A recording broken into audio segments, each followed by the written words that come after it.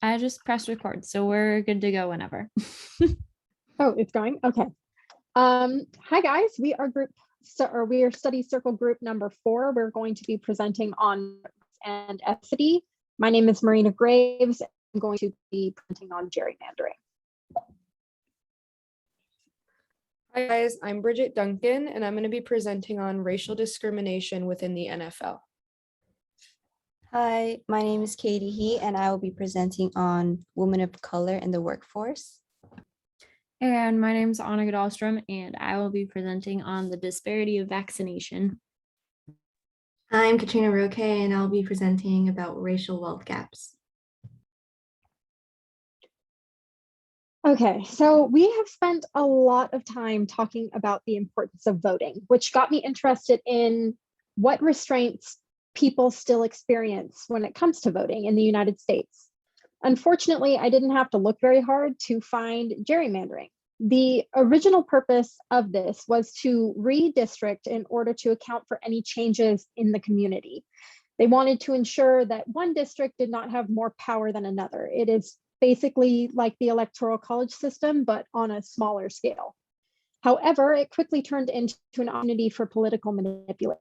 Now, gerrymandering is used to create political leverage by drawing district lines that tilt the map in the favor of the party's candidates.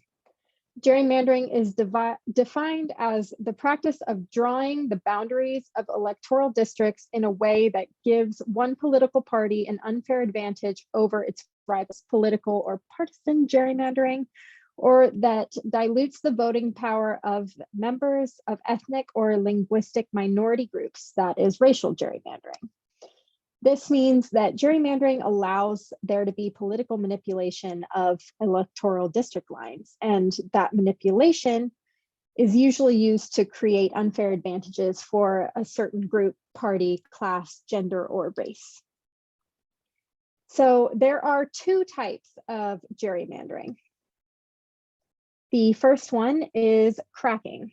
So cracking is when groups that have similar characteristics, such as race or political affiliation, are divided across the districts. So that decreases their voting strength and makes it a lot harder for them to get the candidate that they want elected, because they are split apart, so they do not have the voting power. And packing is kind of the opposite of cracking. So packing happens when district lines are drawn to pack specific groups into as few districts as possible. And usually this feels like a win, because in most cases, the people in those districts are able to, the majority votes for the candidate that they want, but when their votes actually go in, they don't have the voting strength compared to the districts. So all of it is insignificant. I am going, next is the Voting Rights Act of 1965. So I think that this kind of puts stuff into perspective. Voter discrimination has been happening in America from the very beginning. This act was signed into law on August 6th, 1965 by President Lyndon Johnson. And it outlawed discriminatory voting practices adopted in many Southern states after the Civil War. They passed an act to end discriminatory voting practices in 1965, and we still see them in action today. At the time, African Americans in the South faced tremendous obstacles when it came to voting, including poll taxes, literacy tests, and other bureaucratic restrictions to deny the right to vote. And they also risked harassment, intimidation, and physical violence when they tried to register to vote. The Voting Rights Act of 1965 was the most significant change in the relationship between federal and state governments in the area of voting since the Reconstruction period after the Civil War. This act changed several things. The first one is it outlawed literacy tests and provided the appointment of federal examiners. It applied a nationwide prohibition of the denial or abridgment of the right to vote on account of race or color. It used poll taxes in national elections, or the use of poll taxes in national elections was abolished. And as a result, by the end of 1965, 250,000 new voters had been registered, 1/3 by federal examiners. By the end of 1966, only 4 out of 13 Southern states had fewer than 50% of African Americans registered to vote. And the Voting Rights Act of 1965 was readapted and strengthened in 1970, 1975, and 1982. And my resources are listed on this slide. Okay, so I am going to be talking about racial discrimination within the NFL. So the specific social issue I've chosen is the class action lawsuit former Miami Dolphins head coach Brian Flores has filed against the National Football League. In it details the blatant discrimination and disrespect he's been subject to since seeking a new job within the NFL after being let go by the Miami Dolphins at the beginning of this year. The issues with racism in the NFL continue to persist because they're making money off their league of 70% Black athletes, but aren't considering them for higher up positions. In Brian Flores's case, due to a miscommunication, it was discovered that the head coaching job that Brian Flores was preparing to interview for was given to a different white coach before Brian Flores had even had the chance to interview for it at all.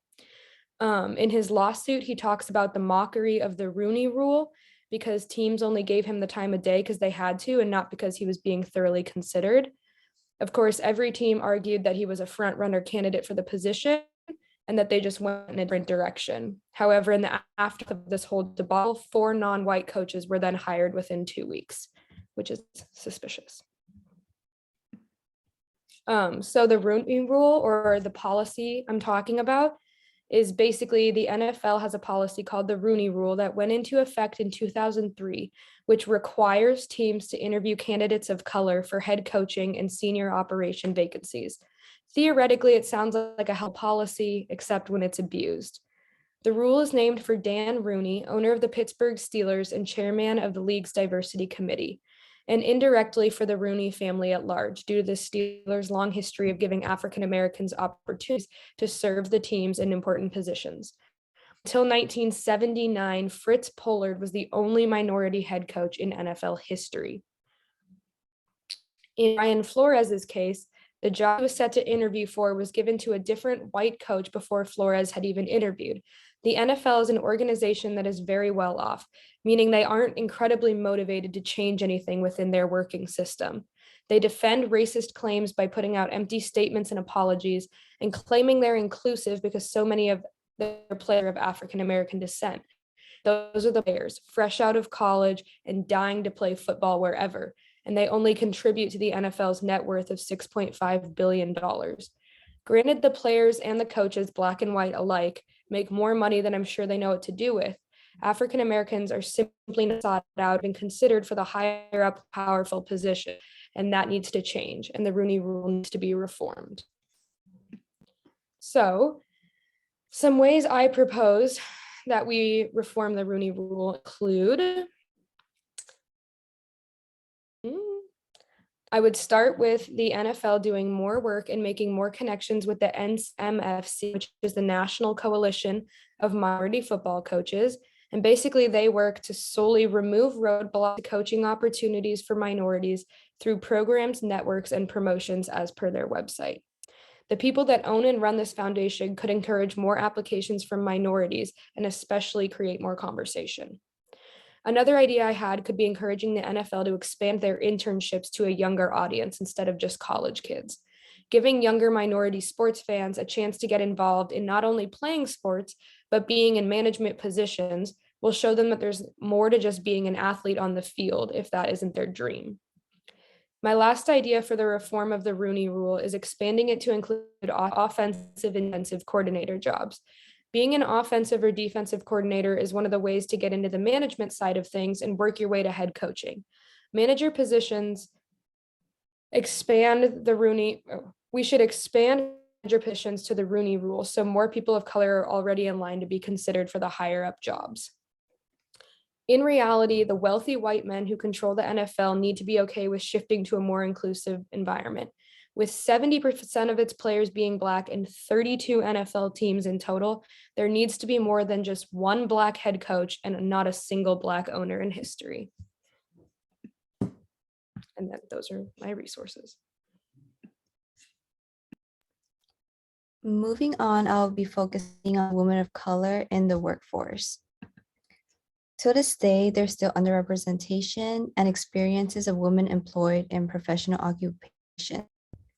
There are equality issues that are hard in the workforce since women find it hard to defend themselves, as money is one of the important things we need in the economy. Additionally, there are multiple cases where women of color has been disadvantaged and face discrimination without the perpetrator having to face any consequences. And examples of these issues include big companies such as Amazon and even the Marshal Service, where employees have faced racism for years.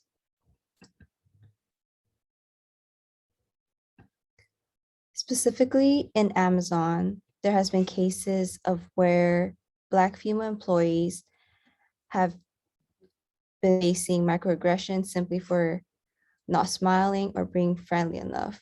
It has gone so bad where, as said in the article, 4 of Black women had to seek out mental health counseling while at Amazon, simply because of the managers and peers and what they would say to them. There were also issues of employees not going up the hierarchy in their work, even though they qualified, as there are 10 employees who have spoke to the magazine themselves who has faced this issue.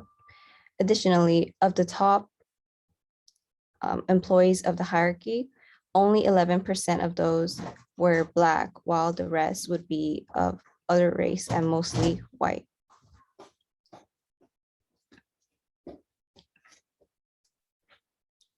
Another place that represents workforce discrimination is Marshal Service.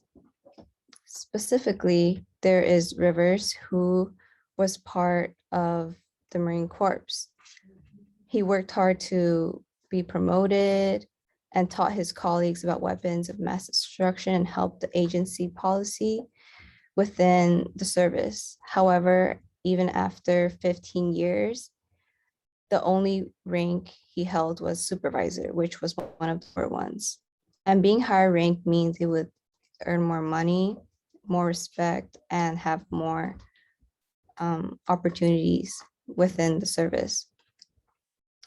Additionally, there is Halsey, who has continuously interviewed to be part of the service, but before she would be able to go to the interview, they would cancel on her simply because of her race, and they did not even try to see what type of skill she would bring to the service before denying her. However, there are some laws and policies that were enforced, such as Civil Rights Act of 1964, which prohibits employment discrimination based on race, color, religion, sex, and national origin.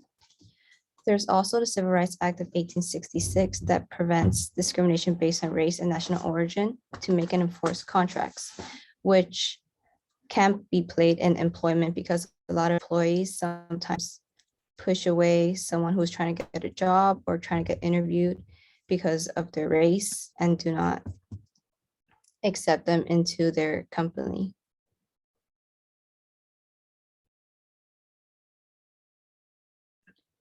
And then these are my resources. Okay, and then mine is on the disparity of vaccination. So I am just exploring how COVID-19 has really exacerbated the racial discrimination and kind of like systemic issues within the United States that are really just shown through our healthcare systems and like lack of availability. But to start, we can go ahead and go to the next slide. Those are just showing my main ideas, but started off the global availability. So international availability or unavailability to vaccination administration has been driven by the wealth gap from country to country, contributing to the global health crisis and injustice. As stated by the New York Times, 10 billion vaccine doses have been surpassed and administered globally. However, North America and Europe still lead with vaccination status as compared to Southern and Eastern counterparts of the world. With these low-income countries, it is clearly shown that their healthcare systems and health infrastructure is underdeveloped and struggling to receive the first dose, especially in rural regions of countries.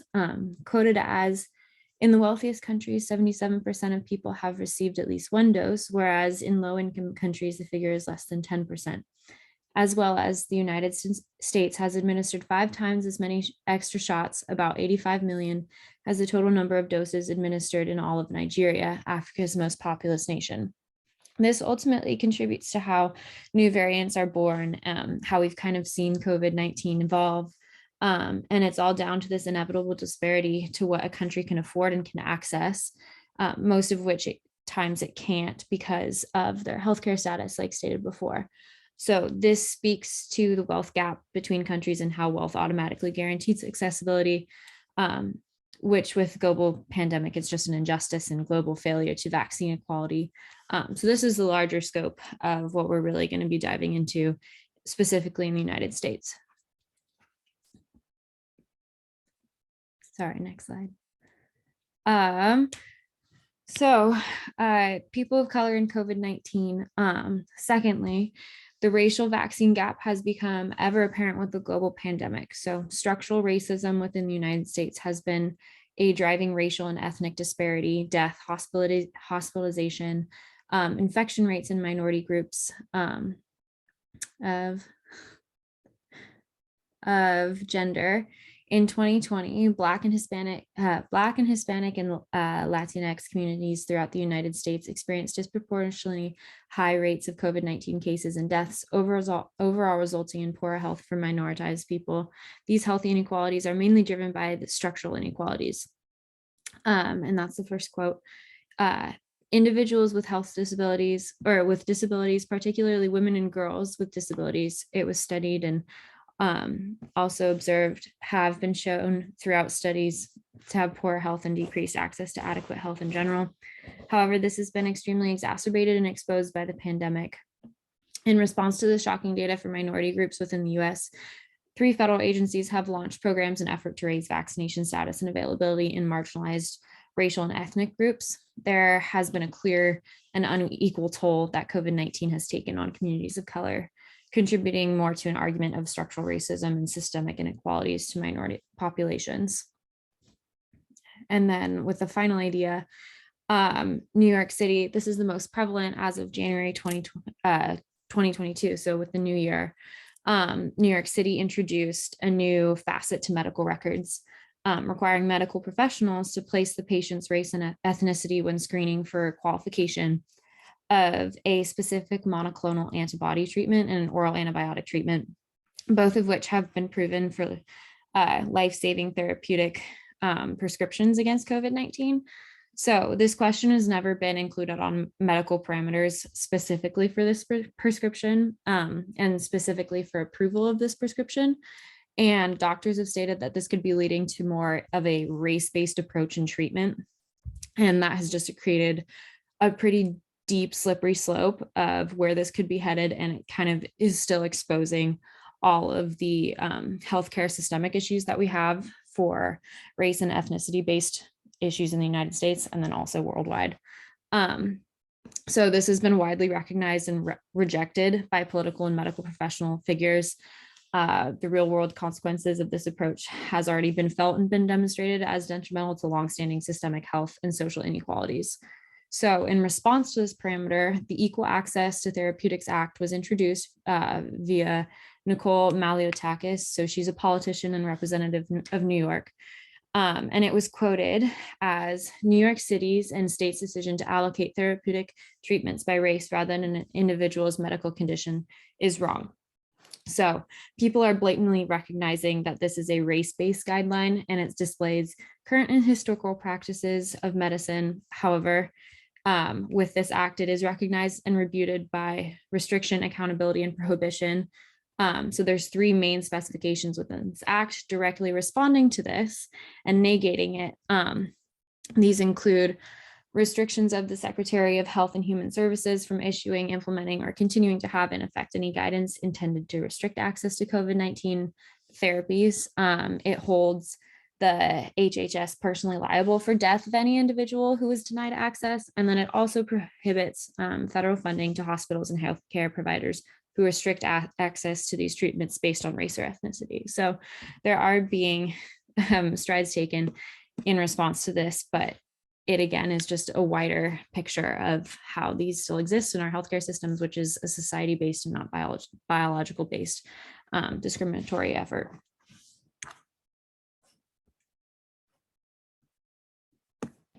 And lastly, I'm here to talk about the racial wealth gap. And the racial wealth gap is most pronounced between white households and racial minorities.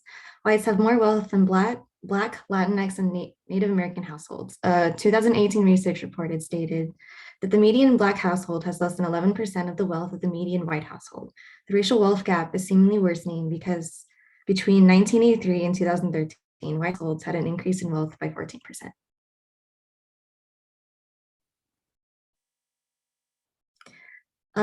Blacks are denied housing in predominantly white neighborhoods because they were feared that having a Black family would lower the overall value of the house. Race was as much a factor in real estate assessment as the condition of the property. Real estate agents preyed on the racial fears of white homeowners to get them to sell the homes quickly and for less than market value. This process was called blockbusting, and the homes were then sold to non-whites at inflated prices. There is still a prominent wealth gap between people of color and especially in women, and are unable to completely fulfill the wealth gap because of the wage gap they face. According from data from 2020, among women who hold full-time year-round jobs in the United States, white non-Hispanic women are paid 79 cents, Black women are usually paid 64 cents, Native American women 60 cents, Latinas just 57 cents, and Asian American and Pacific Islander women are paid as little as 52 cents. And the laws and policies relating to this issue, the reason that there is such a huge wealth gap between Blacks and whites is that slavery between Blacks from building wealth until the 13th Amendment in 1865. This is the direct cause of the racial wealth gap even in modern times. The Jim Crow laws continued segregation in the South until the Civil Rights Act of 1964. The Jim Crow laws told which jobs Blacks could take and how much they could get paid.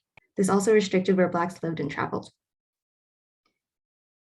To help close the racial wealth gap, progressive taxation will help close the inequality of US incomes. This is because progressive tax imposes a lower tax rate on lower income earners than those who earn higher incomes.